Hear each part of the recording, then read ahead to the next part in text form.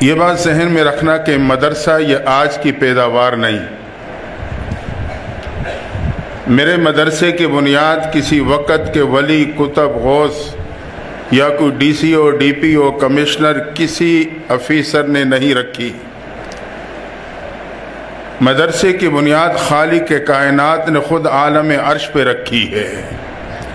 علم آدم الاسماء كلها ثم عرضهم على الملائکہ فقال انبئونی باسماء هؤلاء۔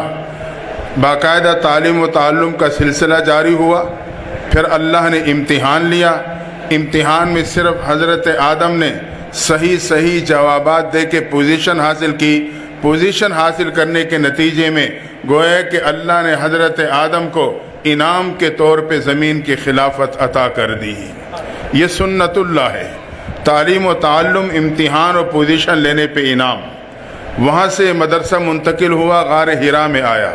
اقرأ بسم ربک الذی خلق، تعلیم و تعلم کا سلسلہ جاری ہوا۔ وہاں سے منتقل ہو کے یہ دار ارقم میں آیا۔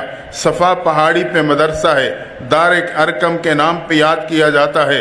محبوب پیغمبر تشریف فرما ہیں، صدیق اکبر ایک پہ محنت کر کے اس مدرسہ میں داخلہ دلواتے ہیں۔ اللہ کی شان 37 طلباء اس مدرسے میں داخلہ لے کر صحابیت کا مقام پا چکے تھے کہ اللہ نے 38ویں درجے میں حضرت امیر حمزہ کو اسی مدرسے کا طالب علم بنا دیا۔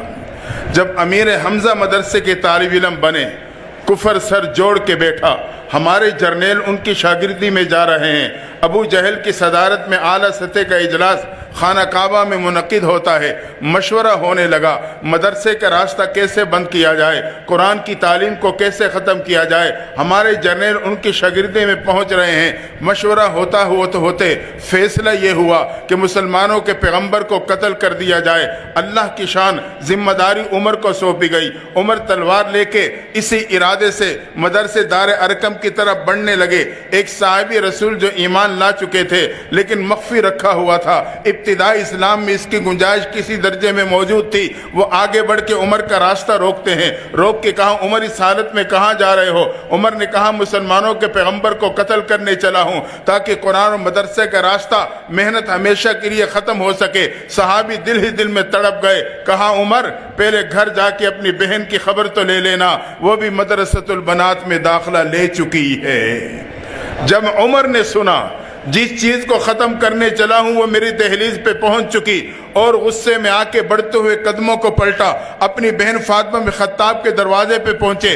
گھر میں بہن اور بہنوئی استاد سے قرآن پڑھ رہے تھے کہ دروازے پہ دستک ہوئی۔ بہن جان گئی بھائی عمر آ گیا، استاد کو کمرے میں بھیجا۔ دونوں میاں بیوی دروازے کی طرف بڑھے۔ جب دروازہ کھولا عمر نے غصے کے حالت میں دیکھا، پوچھا کیا کر رہے تھے؟ دونوں نے بیک آواز کہا ہم قرآن پڑھ رہے تھے۔ عمر نے ایک زوردار تھپڑ بہنوئی کی طرف بڑھانا چاہا۔ فاطمہ بن خطاب آگے بڑھی، خاوند کو بچاتے ہوئے اپنے بھائی عمر کا تھپڑ چہرے پہ برداشت کیا۔ عمر کا تماشا اور تھپڑ تھا جب بہن کے چہرے سے ٹکراتا ہے، بہن زمین پہ گرتی ہے، چہرہ فرش سے ٹکراتا ہے، لیکن ہمت کر کے اٹھ کے آگے بڑھ کے کہنے لگی عمر یاد رکھنا جس خطاب کا خون تیرے جسم میں ہے اسی خطاب کا خون میرے جسم میں ہے۔ تو میرے جسم سے جان تو نکال سکتا ہے مگر قرآن کی محبت نہیں نکال سکتا ہے۔ عمر نے جب بہن کا جملہ سنا سر جھکا، آنکھیں بند، من کی کھڑکی کھول کے اندر جھانکنے لگے۔ زمین نے جھنجھوڑا عمر کیوں انتقام پہ اترتے ہو، کیوں تعصب پہ آتے ہو، کیوں غیروں کے پروپیگنڈے کا شکار ہوتے ہو؟ مدرسے کا دروازہ کھلا ہے، قرآن کی درسگاہ کا دروازہ کھلا ہے، خود اندر جا کے دیکھ سکتے ہو ان کا نصاب تعلیم کیا ہے، ان کا انداز تعلیم کیا ہے۔ اور یہ مدارس والے یہ تو کردار کا درس دینے والے امن کے داعی ہیں۔ زمین نے جھنجھوڑا تو عمر نے آنکھیں کھولی، سر اٹھایا، سامنے کھڑی بہن سے کہنے لگے اچھا بہن مجھے بھی تو سناؤ کیا پڑھ رہے تھے؟ بہن نے قرآن سننے کے آداب بتلائے۔ بھائی پاکی حاصل کرنے چلے گئے۔ استاد کمرے سے باہر آئے۔ اب سبق میں بہن اور بہنوئی کے ساتھ بھائی بھی شامل۔ سبق سورہ طٰہٰ کی ایک آیت پہ رکا تھا، وہیں سے استاد نے آغاز کیا اننی انا اللہ لا الہ الا انا فاعبدنی واقم الصلاۃ لذکری۔ اللہ اپنا تعارف کرا رہا ہے، تحقیق میں اللہ ہوں، واجب الوجود، ہر ہر جگہ ہر وقت موجود ہوں، میں ہی عبادت کے لائق، میری ہی عبادت کرنا، نماز میری یاد کے لیے قائم کرنا۔ عمر اہل لسان تھے، جب یہ آیت سنی بے اختیار زبان سے تعریفی جملے نکلے، کہا یہ تو بہت ہی خوبصورت کلام ہے، مجھے بھی اپنے پیغمبر کے قدموں میں لے جاؤ۔ یہ سننا تھا۔ صحابی رسول تڑپ کے کہنے لگے، عمر تجھے مبارک ہو، تیرے پہ ایک مدرسے کا دروازہ نہیں، قرآن کی درسگاہ کا دروازہ نہیں، حقیقت میں تیرے پہ ایمان کا دروازہ کھل چکا ہے۔ اگر آج ہم اور آپ اپنے اور اپنی نسلوں پر اس دینی درسگاہ، قرآن کی درسگاہوں کے دروازوں کو کھلا رکھیں گے تو اللہ اس پرفتن دور میں میرے نسلوں کی ایمان کی حفاظت فرما لے گا۔ عمر پہنچے مدرسے دار ارقم کے دروازے پر، دستک دی، گیٹ پہ کھڑے صحابی نے جھانک کے دیکھا، چہرے پہ پریشانی کے آثار آ گئے۔ امیر حمزہ نے وہیں سے دیکھ کے بھانپ لیا، اٹھے گیٹ کے پاس کھڑے ساتھی کے پاس آئے، کون ہے دروازے پہ دستک دینے والا؟ کہا عمر ننگی تلوار ہاتھ میں لیے مدرسے کے دروازے پہ دستک دے رہا ہے۔ امیر حمزہ نے کہا ہٹو، دروازہ میں کھولوں گا، اچھی نیت سے آئے ہیں خوش آمدید کہوں گا، بری نیت سے آئے ہیں اسی کی تلوار سے اس کا سر قلم کر دوں گا۔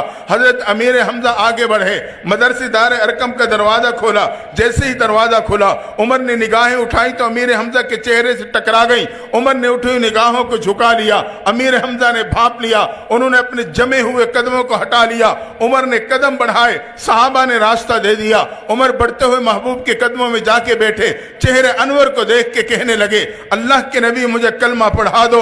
یہ سننا تھا، تاریخ اسلام کا سب سے پہلا موقع ہے، مدرسے دار ارقم کی فضا نعرے تکبیر سے گونج جاتی ہے۔ صحابہ نے اللہ کی عظمت کو بیان کر دیا، اللہ کی کبریائی کو بیان کر دیا کہ عمر بھی ایمان کے دامن میں آ چکا ہے۔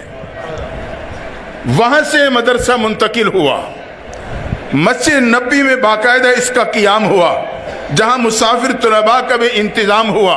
مسجد نبی، مدرسہ صفہ، وہاں مسافر طلباء کا بھی انتظام کیا جاتا ہے۔ پھر یہ مسجد نبی کا تنور درخت اللہ نے اس کی شاخوں کو پوری کائنات پہ پھیلا دیا۔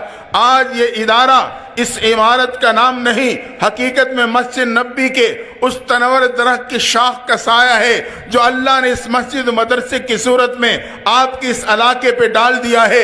اگر ہم اس شاخ کے سائے کے نیچے جمع رہے، قیامت کے دن اللہ مجھے اور آپ کو عرش کے سائے کے نیچے جمع فرما دے گا۔